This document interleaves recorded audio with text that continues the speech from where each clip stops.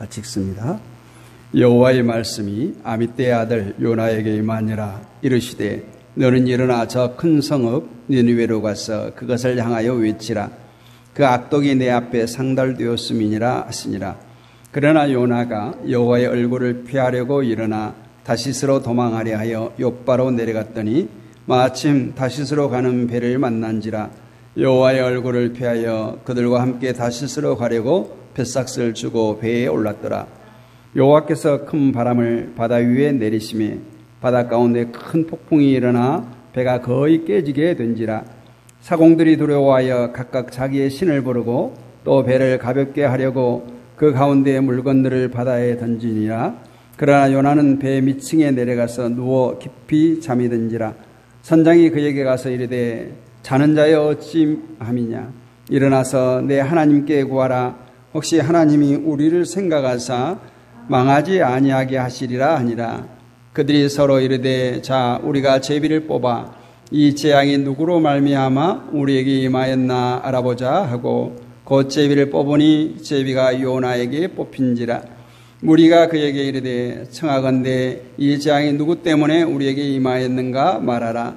내 생업이 무엇이며 내가 어디서 왔으며 내 나라가 어디며 어느 민족에 속하였느냐 하니 그가 대답하되 나는 히브리 사람이요 바다와 육지를 지으신 하늘의 하나님 여호와를 경외하는 자로라 하고 자기가 여호와의 얼굴을 피함인 줄을 그들에게 말하였으므로 무리가 알고 심히 두려워하여 이르되 내가 어찌하여 그렇게 행하였느냐 하니라. 바다가 점점 흉흉한지라. 무리가 그에게 이르되 우리가 너를 어떻게 하여야 바다가 우리를 위하여 잔잔하겠느냐 하니 그가 대답하되 나를 들어 바다에 던지라. 그리하면 바다가 너희를 위하여 잔잔하리라.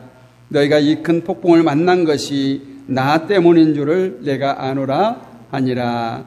아멘. 할렐루야.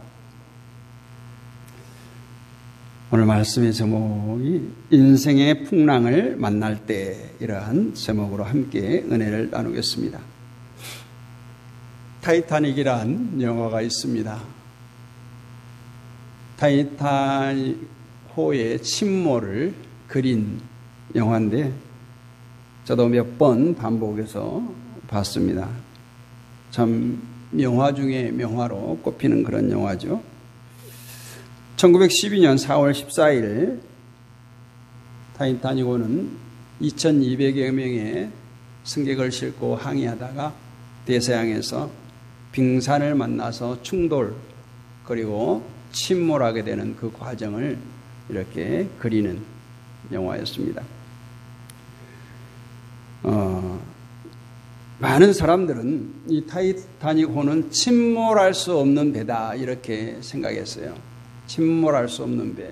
그도 그럴 것이 1912년도 그때 만들어진 배지만 16개의 격실이 있는 거예요. 그러니까 우리 교회 이 공간만 한 개 16개가 있는 거예요. 칸칸이 나눠져서. 그래서 배가 일부가 파손돼도 이 격실이 튜브 역할을 해서 물속으로 침몰할 수 없는 그러한 구조를 가졌다는 것이죠. 그리고 그 배에는 구명보트가 16척이 있었습니다. 우리가 영화를 보신 분은 알겠지만 배가 침몰하는 과정에서 구명보트를 서로 타려고 하고 어떤 사람은 가족에게 양보하려고 하고 거기에 승객들 중에는 신분별로 1등실, 2등실, 3등실 이렇게 있었는데 먼저 배 침몰을 1등실에 있는 승객들에게 알리죠. 그래서 그들이 먼저 이렇게 탈출을 하게 됩니다. 결국은 배는 두동강 났습니다. 격실이 16개인데 왜 침몰할 수밖에 없는가? 빙산하고 충돌하면서 90m 넘게 배가 찢어진 거예요. 그러니까 뭐 격실이 그냥 파손이 되고 침몰하면서 배가 두동강 나서 침몰합니다. 그런데 거기 인상적인 장면은 그 악사들, 뭐 오케스트라는 아니고 음악을 연주하는 사람들은 배가 기울어지는 그 순간까지도 찬송가를 연주하고 있죠. 마지막 곡이 제가 기억하기로는 4주를 가까이 그 곡을 연주하고 정말 한 발짝도 움직이지 않고 죽습니다. 나중에 이제 영국과 미국에서 이것들을 다 조사해 보니까 구명보트에 1200명이 탈 수 있었는데 구조받은 사람은 700명밖에 안 되는 거예요. 그렇게 다투다가 나머지 500명을 더 태울 수 있는 구명보트를 사용을 못한 거예요. 그래서 2200명 중에 705명이 구조를 받고 1500명 가까이가 죽은 그 시대에 가장 큰, 어찌 보면 우리 항해 역사의 가장 큰 그런 타이타닉호의 침몰이었습니다. 아무리 인간이 튼튼한 배를 만든다고 할지라도 이 자연이라고 하는, 빙산이라고 하는 그 어찌 보면 아마도 물 위에 보이는 건 작았겠죠. 그 충돌로 인해서 이렇게 많은 인명피해를 얻었습니다. 누가 호와 유람선인 타이타닉호가 침몰할 것을 생각했겠습니까? 예측했겠습니까? 우리 인생 가운데 아무리 우리가 무엇인가를 튼튼하게, 안전하게, 구조적으로 한다고 해도 우리는 이 자연 앞에 너무나 무력하다. 우리는 3년간의 코로나 팬데믹을 통해서 그것을 절실히 느꼈습니다. 오늘 요나서의 내용은 너무 잘 아는 내용이죠. 오늘 본문을 좀 크게 돋보기로 들여다보면 이스라엘이라는 요나를 발견할 수 있고 바벨론이라고 하는 큰 물고기를 찾아볼 수 있습니다. 불순종한 요나에게 준비된 것은 큰 물고기였고 불순종하고 불평불만 가득한 이스라엘 백성에게 준비되어진 것은 거대한 이방 민족 바벨론이었던 것입니다. 또 이 요나의 사건을 예수 그리스도를 예표한다라고 신학자들은 말합니다. 오늘은 요나 개인적인 관점에 비추어서 은혜의 말씀을 나누고자 합니다. 우리 인생사를 일컬어서 항해라고 많이 비유합니다. 또 성경은 세상은 바다로, 또 가정, 교회, 우리 인생을 그 바다를 항해하는 배로 이렇게 많이 비유하고 있습니다. 이 항해의 길목에는 내일 우리 앞에 어떠한 일이 일어날지는 아무도 모르는, 가정이나 교회나 인생 마찬가지로 늘 순풍에 돛단 듯이 순항을 하면 얼마나 좋겠습니까마는 때로는 바울이 만났던 유라굴로와 같은 광풍을 만나기도 합니다. 그때는 어찌해야 합니까? 오늘 본문의 말씀처럼 가진 모든 것을 바다에 던져야 돼요. 내가 이제까지 누리려고 했던, 내가 가지려고 했던 그 귀중한 물건들을 다 바다에 버려야 내 생명을 건질 수가 있습니다. 항해에 있어서 바다의 바람은 절대적으로 필요하기는 하지만 거센 풍랑은 이렇듯 귀중한 것을 빼앗아가고 또 인간의 생명까지도 앗아가고 맙니다. 그렇다면 이 풍랑이 언제 어떤 사람에게 닥치는 것일까? 오늘 본문을 통해서 한번 은혜를 나누기를 원합니다. 첫 번째로 하나님의 말씀에 불순종하면 인생의 풍랑을 만난다라는 거예요. 우리는 때로 요나는 참 인간적이다 이렇게 말을 하기도 합니다. 사람 냄새가 난다는 거죠. 그러나 요나는 우리와 달리 하나님의 음성을 직접 들었습니다. 오늘 2절에서 보니까 너는 일어나 저 큰 성읍 니느웨로 가서 그것을 쳐서 외치라. 그 악독이 내 앞에 상달하였음이라. 이 하나님의 음성을 들었어요. 이는 곧 니느웨 백성들의 죄악이 극에 달했다. 하나님 앞까지 상달되었다는 거예요. 이제 40일이 지나면 심판할 수밖에 없으니 요나 내가 가서 어서 회개를 선포하라. 하나님께서 이렇게 명령한 겁니다. 이제 그 음성을 들었으면 당연히 순종하는 것이 선지자 요나의 사명이었지만 요나가 가만히 생각해 보니까 니느웨와 이스라엘은 적대 국가예요. 하나님의 말씀대로 살다간 자기만 어쩌면 큰 곤욕을 치를, 하나님 말씀에 순종하고 거기에 니느웨로 갔다가는 곤욕을 치를 듯 했고 생명까지도 위태롭다 생각되었어요. 그래서 요나는 하나님을 눈을 피해서 다시스로 도망갈 생각을 했습니다. 그렇지만 다시스엔 하나님이 안 계십니까? 하나님의 눈을 피할 수가 없죠.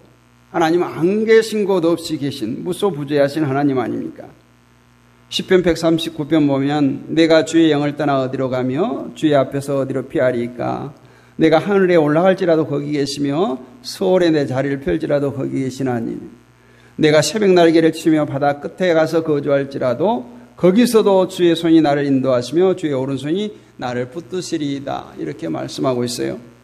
이렇듯 하나님은 하나님의 눈을 피해서 어디로 우리가 피할 수도 없고 숨을 수도 없다는 것을 우리가 알아야 돼요. 당신의 백성들을 불꽃 같은 눈으로 지켜보고 계시는 하나님이십니다. 오늘 이것이 비단 요나에게만 해당하는 일일까요? 우리도 때론 하나님을 등지고 하나님을 속이려는 생각이나 행동을 안 합니까? 때로는 하나님을 정말 기가 막히게 속인 듯 해 보입니다. 하나님은 감쪽같이 눈을 속인 듯 해 보여요. 오늘 요나가 다시로 도망칠 때도 처음에는 그랬죠. 처음에는 형통한 듯 해 보입니다. 수중에는 다시스로 갈 만한 백삭시 있었고 요빠라는 항구에 뛰어갔을 때 마침 요나를 기다리고 있는 듯이 다시스로 향하는 배가 백고동을 울리면서 기다리고 있었어요. 그러나 그것은 오래가지 못했습니다. 요나와 같이 불순종한 결과는 너무 뻔합니다. 불순종의 결과는 어느 시점인가 이처럼 풍랑이 찾아들게 되어 있습니다. 사랑하는 성도 여러분, 하나님의 말씀에 순종함으로 요나와 같이 인생의 풍랑을 만드는 어리석은 자가 되지 않기를 주님의 이름으로 축복합니다. 두 번째로는 개인주의적 신앙이 인생의 풍랑을 자초한다라는 거예요. 개인적 신앙.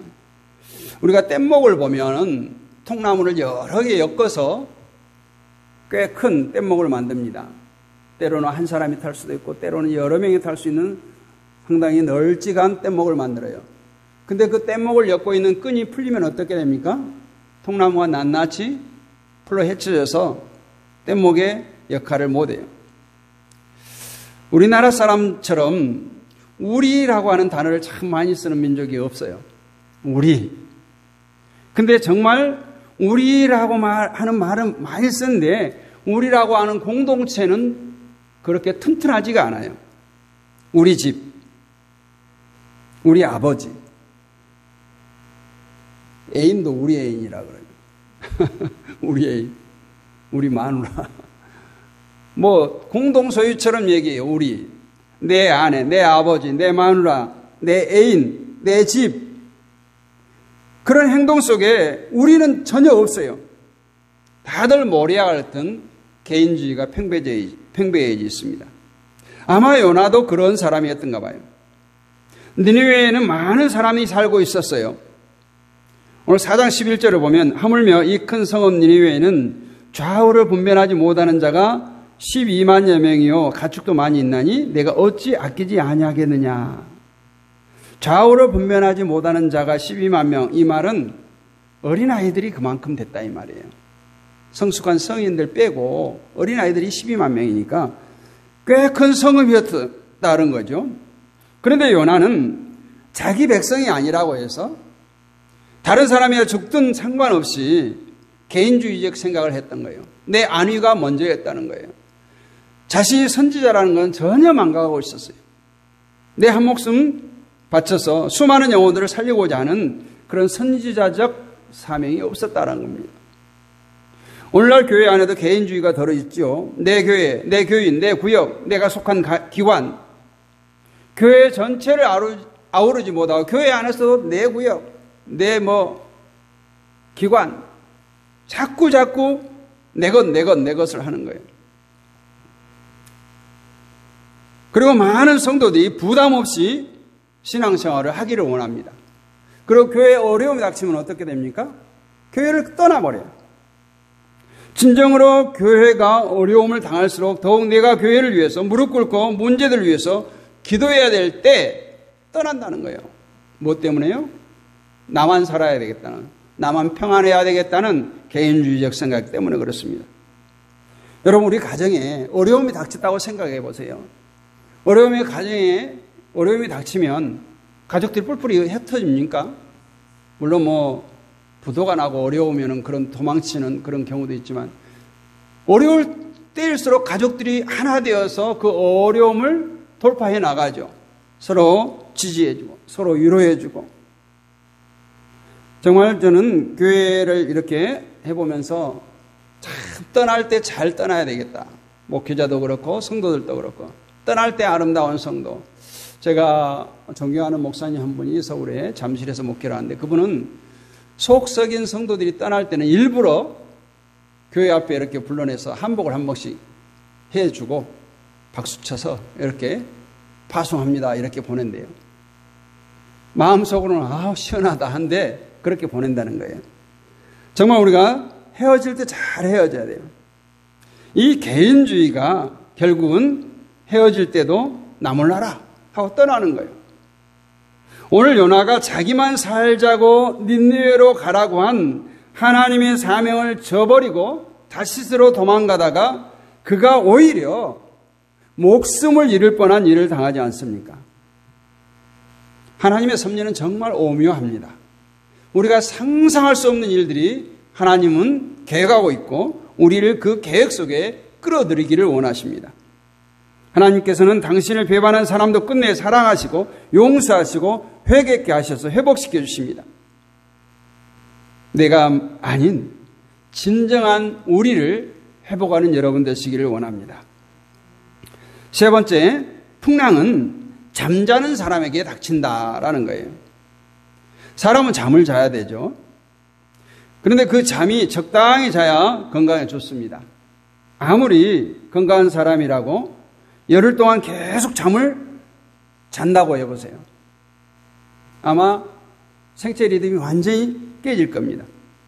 또 사흘 정도 잠을 안 자고 뭔가 골똘히 생각하거나 일을 한다고 생각해보세요. 그 역시 마찬가지예요. 범죄자들 수사를 할 때 가장 큰 고문이 잠을 안 재운다고 해요. 그래서 자백을 받아낸답니다. 잠에 장사가 없다는 말을 해요.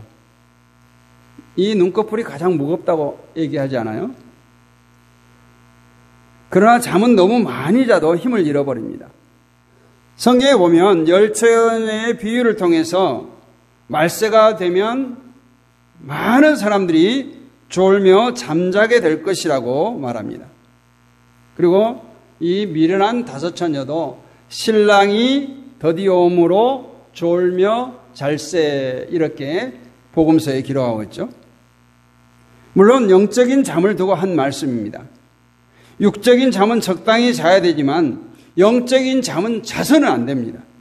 늘 깨어 있어야 돼요. 이 영적인 잠은 시편 13편 30절에서 여호와 내 하나님이여 나를 생각하사 응답하시고 나의 눈을 밝히소서 두렵건대 내가 사망의 잠을 잘까 하오며 이렇게 말씀하고 있어요. 잠자는 것은 죽은 것이라는 거예요. 또 사도행전에 보면 유두고가 잠을 자다가 떨어져 죽습니다. 어리석은 다섯 처녀가 자다가 신랑을 만나지 못합니다.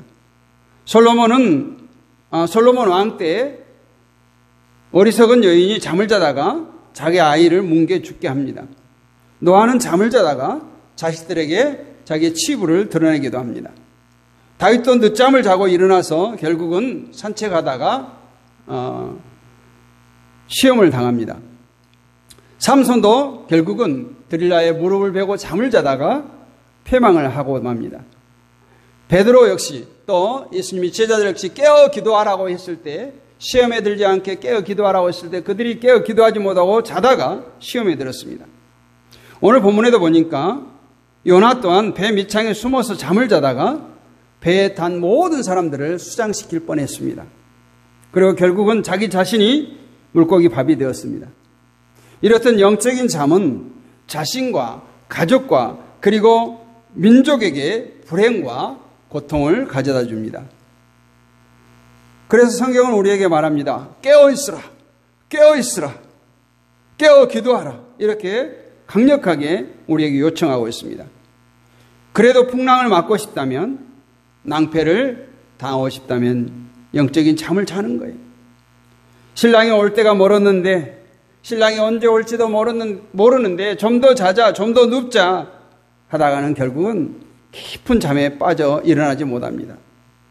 사랑하는 성도 여러분, 영적인 잠에 취하지 마시고 성령에 취해서 늘 깨어있는 여러분 되시기를 바랍니다. 그래서 인생의 풍랑이 닥치기 전에 늘 하나님의 음성에 귀 기울이고 그 말씀대로 순종하는 여러분의 인생의 항해가 되시기를 축원합니다. 마지막으로, 그렇다면 이 풍랑을 만난 현실에서 우리가 어떻게 해야 되겠습니까? 첫째는 불순종한 죄에 대한 애절한 회개가 있어야 해요. 하나님은 어떠한 죄인이라도 회개할 때 하나님은 다 용서하시고 품어주십니다. 그래야만이 인생의 풍랑이 잔잔해집니다. 회개는 자존심이 아니에요.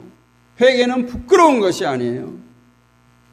요나서 2장에 보니까 요나는 회개했습니다. 그런데 요나의 회개 기도를 자세히 살펴보면 과거 완료형의 기도를 하고 있어요. 아직 요나는 물고기 뱃속에 있으면서 이렇게 기도해요. 구원해 주시니 감사하다. 요나서 2장 1절로 10절에 보면 구원해 주셔서 감사하다라고 이렇게 기도하고 있습니다. 이런 기도를 하나님께서 외면하시겠습니까? 이런 요나의 기도는 하나님은 오히려 다급하게 했고 하나님께서 물고기에 명해서 요나를 토해내도록 했습니다. 두 번째, 예수님을 흔들어 깨워야 합니다. 문제가 있을 때 우리는 아까 나눔할 때 하나님은 3등입니다. 그 시를 저도 준비를 했었는데 나눔할 때 써먹어서 안 하겠어요. 하나님은 3등입니다. 우리는 그래요. 내가 해보려고, 문제를 해결해 보려고 해요. 또 내 힘으로 안 되면 주변에 지인들에게 도움을 요청해서 해결해 보려고 해요. 그래도 다 안 되면 그때서야 하나님을 찾습니다. 그런데 하나님은 내가 부르짖을 때마다 1등으로 내게 달려오시는 하나님이세요. 우리가 마태복음 8장에 보면 제자들이 예수님과 함께 배를 타고 갈릴리 바다를 건너는데 풍랑을 만나잖아요. 그런데 제자들이 나와서 예수님을 깨우면서 주여 구원하소서 우리가 죽겠나이다. 예수께서 이르시되 어찌하여 무서워하느냐 믿음이 적은 자들아 하고 곧 일어나 바람과 바다를 꾸짖으시니 아주 잔잔하게 되거늘 그 사람들 놀랍게 여겨 이르되 이가 어떠한 사람이기에 바람과 바다도 순종하는가 하더라. 예수님이 제자들과 한 배에 같이 타고 계셨어요. 그냥 예수님만 흔들어 깨우면 돼요. 우리 인생의 항해 가운데서도 예수님이 계신가 안 계신가는 매우 중요합니다. 그런데 하나님은 아까 뭐라고 말했습니까? 안 계신 곳 없이 계신 하나님. 요나가 니느웨로 가지 않고 다시스로 도망쳤지만 그 도망치는 현장 가운데서 하나님께서 함께 하셨던 하나님. 역시 우리의 인생 가운데 하나님이 함께 하시면 그 하나님을 1등으로 찾으면 우리의 인생의 풍랑은 깨끗이 잠잠하게 될 줄로 믿습니다. 하나님께서 노아에게 방주를 짓게 명하셨습니다. 모든 재원을 상세하게 가르쳐 주셨죠. 그런데 배의 가장 중요한 키, 방향키죠. 방향타. 방향키는 없어요. 다른 사람이 어찌 생각할지 모르지만 저는 이 문제를 방주의 운행자는 하나님이시라는 얘기예요. 이 방주는 내가 운행하겠다라는 것입니다. 이 방주의 키는 내가 잡겠다. 이 방주의 선장은 나다. 나만 의지하라는 것입니다. 우리 삶 속에 이 예수님을 모실 때 풍랑이 닥치지도 않고 풍랑이 닥친다고 해도 예수님 붙듦으로 잠잠하게 될 줄로 믿습니다. 그래서 우리는 늘 우리의 삶 속에 하나님이 1등 되어야 됩니다. 하나님이 1등 되어야 평안의 은혜를 누리게 됩니다.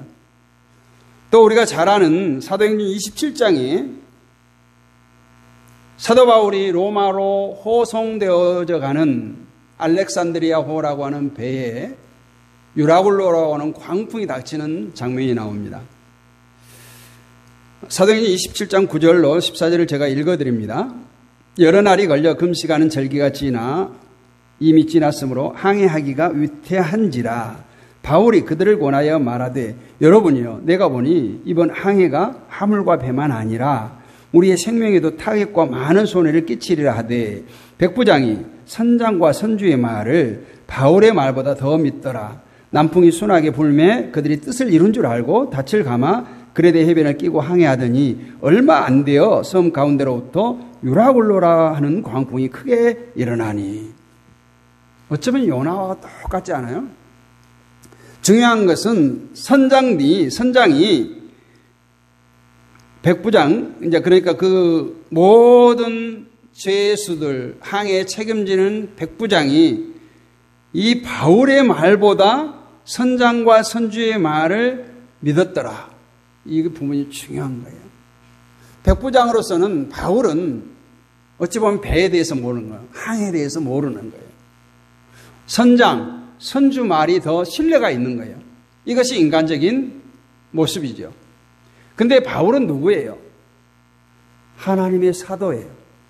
다시 말하면 이 말씀은 뭐냐? 백부장이 선장과 선주의 말을 바울의 말보다 더 믿더라. 이 말은 선장과 선주의 말을 하나님 말보다 더 믿더라. 이렇게 의역을 할 수가 있는 거예요. 그 결과는 유라굴로와 같은 광풍을 만납니다. 이게 다 죽게 되었어요. 바울이 아니었더라면, 바울의 기도가 아니었더라면 이 알렉산드리아의 모든 선원들은 271명인가요? 선원들은 다 바다에 수장되었을 거예요. 그러나 바울의 기도에 본 바 하나님께서 응답을 주시는데 여기에 타고 있는 모든 사람들 생명은 여전하리라, 지켜주리라 이렇게 응답을 주셨어요. 그리고 결국은 어찌 배가 파손되지만 그들의 생명은 다 건지게 됩니다. 이처럼 요나만 풍랑을 만난 거 아니에요. 사도 바울이 탄 배, 어찌 보면 하나님께서 지켜주셔야 될, 지금 복음을 전하다가 억울한 누명을 쓰고 로마 가이사 황제에게 재판을 받으러 가는 사도 바울이 탄 배는 어떻게 하든지 광풍을 안 만나도록 하나님께서 해주셔야 우리가 인간적인 생각으로 맞아요. 그런데 그 바울이 탄 배도 풍랑을 만나요. 중요한 것, 바울이 이번 항해는 위험하다 권면하는데 선장과 백부장이 듣지 않았어요. 그 결과가 뭐예요? 정말 모든 생명을 잃을 뻔한 위기를 닥쳤던 것입니다. 우리 인생의 배의 선장이 누가 되느냐에 따라서 우리 인생의 항로는 정해집니다. 내가 키를 잡으면 힘듭니다. 우리 주 예수님께서 선장이 되어주실 때 살리시고 형통케 하시고 그분만이 우리를 소원의 항구로 인도해 주실 줄 믿습니다. 여러분, 하나님께 순종하는 자와 불순종한 자, 감사한 자와 감사하지 아니하는 자, 깨어있는 자와 잠자는 자에는 극명하게 그 결과가 달라진 것들이 성경 속에 많이 나타나고 있습니다. 사랑하는 성도 여러분, 바라옵기는 기왕의 천국 가는 신앙생활을 하면서 인생길에 원하지 않는 풍랑이나 그런 어려움을 만나서 실족하고 지치고 쓰러지기보다는 정말 내 마음에 주님을 모시고 주님이 내 인생의 선장이십니다라는 고백의 삶을 통해서 늘 순풍에 돛을 단 배처럼 여러분의 삶이 하나님께서 원하시는 소원의 항구에 다다르는 아름다운 축복의 삶이 되시기를 주님의 이름으로 축복합니다. 은혜가 풍성하신 하나님 감사합니다. 오늘 또 요나를 통해서 또 우리의 삶을 돌아봅니다. 분명히 요나는 하나님의 선지자로서 사명을 부여받았지만 그 자신의 안위를 위해서 하나님의 명령을 거역하고 그 결과 엄청난 시련을 겪게 된 것을 봅니다. 우리가 모르면 모르지만 하나님의 뜻을 알고 하나님의 말씀을 깨닫고 은혜를 받은 우리 인생을 살아갈 때 하나님의 말씀에 순종한 삶을 살기를 원합니다. 감사한 삶을 살기를 원합니다. 영적으로 깨어있는 삶을 살기를 원합니다. 주님이 내 인생의 선장입니다. 주님의 내 인생이 선장이십니다. 이런 외침 속에서 날마다 주님께 순종하는 삶을 살아서 하나님께서 원하시고 인도하시는 소원의 항구에 다다르는 아름다운 축복된 삶이 되게 하옵소서. 믿사옵고 살아계신 우리 주 예수 그리스도의 이름으로 감사드리고 기도하옵나이다. 아멘.